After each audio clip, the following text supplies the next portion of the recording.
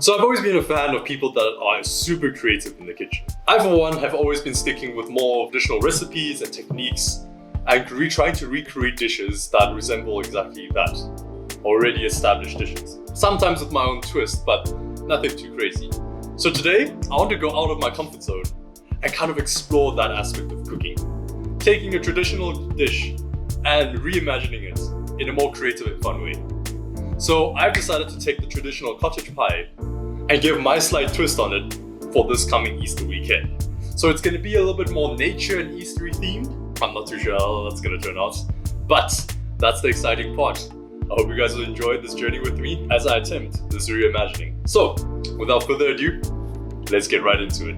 First things first, we'll be making the mashed potatoes. Starting off, we'll be peeling them and not doing the fancy way of cutting around the potato and then sliding it off after it's done boiling. Instead, I'm gonna go a little bit old school, just gonna peel it with a peeler and show you guys how my dad makes it when we're growing up. It might be slightly unconventional, but it is much easier in my opinion. So after peeling the potatoes, you have to chop them up into rough pieces like this. And the main reason for why I chop it cooks faster, so we can get this process rolling a lot quicker. Now place your chopped up potatoes into a nice big pot. So just to go over it, I understand that there's a lot of flavor within potato skins and to keep the potatoes whole for more flavor as well. But in terms of efficiency, in my opinion, this is just the way to go. And since this is just going to be one part of the component of the dish, I'm not too phased about it. And yes, I'm using another unorthodox thing of using boiling water and not using cold water to bring it to a boil. In all honesty, with this particular scenario, I'm not looking for that traditional fluffy mashed potato. I just need them to get really soft and mushed up. So now the potatoes are done, just remember to drain them and add additional seasoning if it needs any more. Then add a nice knob of butter and we'll begin the mashing process. So we're all accustomed to the ricer or masher, so I'm going to introduce another method that is quite unconventional, and that is using an electric whisk. This is so convenient and I don't know why more people don't try it out. It gets the job done really quickly and it honestly saves a lot of legwork from a ricer or a masher. As you can see, the texture is already nice and smooth, but I want it to be a little bit more thinner, so I'm gonna add a little bit more milk. Then I'm gonna do a final whisk and the potatoes are done. And again, make sure to keep taste testing it so that the texture and salt levels are just right. Once that's done, put that on the side and we'll get to the next step. Now for the mince, we'll be using a cold pan and rendering out the fat from the meat itself. Since this particular mince meat is quite fatty, there will be quite a lot of fat to work with, and adding any additional fat is just going to make it way too greasy. So now all you have to do is keep stirring to make sure it's not sticking, and eventually the fat and juices will render out. Now that's done, I'd like to create a little well in the middle so we can introduce our next hero. Good old faithful Mr. Onion. Make sure to chop them quite thinly like this, since they're going to be nice and incorporated into the sauce. Toss them into the pan and give them a mix. Then we'll be introducing some garlic. Mince up the garlic nice and finely and toss them in. Let the garlic and onions cook for a little bit longer, then we'll be introducing our seasoning. So the two main seasoning we'll be adding is Worcestershire sauce and soy sauce. We'll be doing this through taste, so make sure to go a little bit conservative in the start, and if it needs a little bit more, you can add as you go. Then we'll be adding some sugar to round off the harshness of the Worcestershire sauce and the soy sauce. Then lastly, we'll be adding some frozen peas.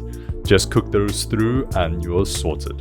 This by itself is absolutely delicious and I totally recommend. If you just want to make this and have it with some rice, it is bomb. Now that the mash and the mincemeat are finished, it's time to combine these two, and that will be our filling. So I'm just going to be tossing the mince and peas into the mash itself and then mixing them well together. And there we have it. That's the filling.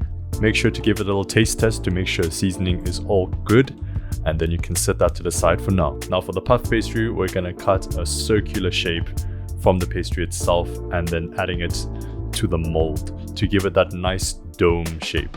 We'll be creating a little sunflower nest for our filling. Funny story, originally the idea was supposed to make an egg that'll crack open at the top and have the filling inside. However, that did not turn out well at all. So we're going to go with our second idea, and that being a sunflower nest. As you can see here, I'm fitting the dough into the mold itself. Make sure all the edges are nice and pressed in, especially at the bottom. After that, I'll be cutting little triangles at the tips to give that simulation of a sunflower. And here's how they look like. I'll be baking them in the oven until they're done.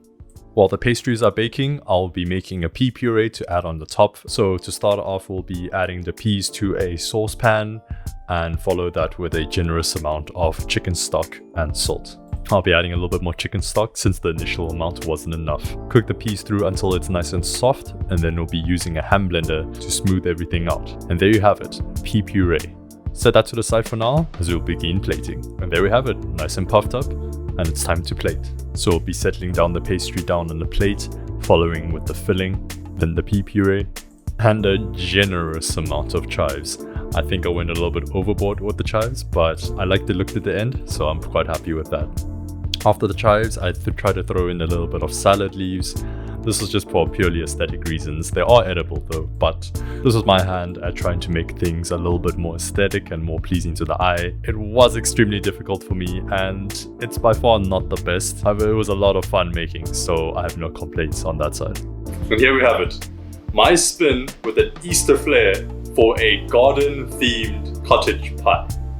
Now I know a cottage pie is usually made with lamb, but today I wanted to spice things up and really get out of my comfort zone and try a little bit something new. Like, in terms of the creative part of like pastry and plating and whatnot, I would say those are one of my most underdeveloped skills in the kitchen. So today, try to make something a little bit different and hopefully it tastes pretty good. So here it goes.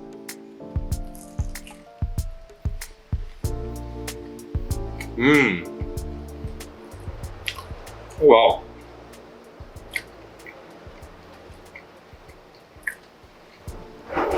Oh, it's surprisingly nice. I'm not too surprised. The mince dish by itself is phenomenal. Mashed potatoes, delicious. Put them together, still awesome.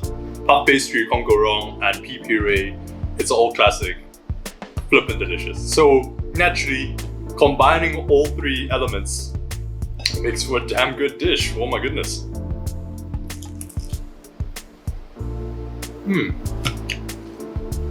Satisfying.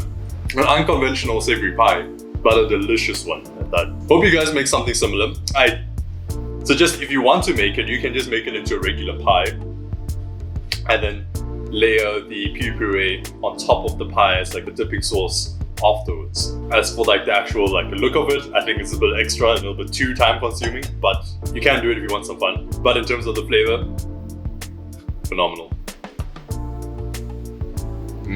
Thank you guys so much for watching. It was an absolute blast making this. And I look forward to a lot more experiments when it comes to the more aesthetic, more out of your comfort zone type of cooking. So if you're keen for that, be sure to like and subscribe. And I'll see you guys next time.